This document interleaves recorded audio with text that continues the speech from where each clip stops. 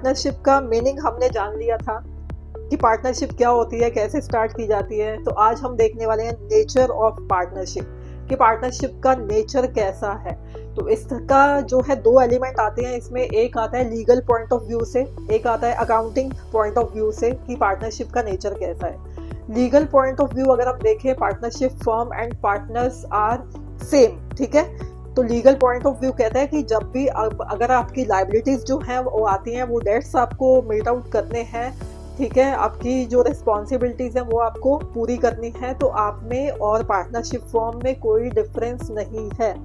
आपको अपने personal assets बेच के भी जो डेट्स हैं वो चुकाने पड़ेंगे। और अकाउंटिंग जो पॉइंट ऑफ व्यू है वो क्या कहता है कि partners and partnership form they are separate, ठीक है। तो अकाउंटिंग जो है किस पॉइंट ऑफ व्यू से की जाएगी? अकाउंटिंग की जाएगी पार्टनरशिप फॉर्म के पॉइंट ऑफ व्यू से। पार्टनरशिप का मीनिंग हमने जान लिया था कि पार्टनरशिप क्या होती है, कैसे स्टार्ट की जाती है। तो आज हम देखने वाले हैं नेचर ऑफ पार्टनरशिप, कि पार्टनरशिप का नेचर कैसा है।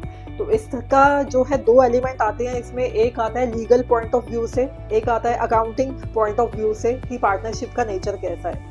लीगल पॉइंट ऑफ व्यू अगर आप देखें, partnership firm and partners are same, ठीक है।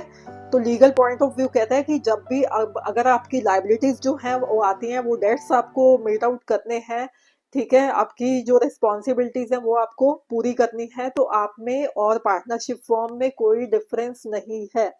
आपको अपने पर्सनल एसेट्स बेच के भी जो डेट्स हैं वो चुकाने पड़ेंगे। और अकाउंटिंग जो पॉइंट ऑफ व्यू है वो क्या कहता है कि partners and partnership form they are separate, ठीक है। तो अकाउंटिंग जो है किस पॉइंट ऑफ व्यू से की जाएगी? अकाउंटिंग की जाएगी पार्टनरशिप फॉर्म के पॉइंट ऑफ व्यू से।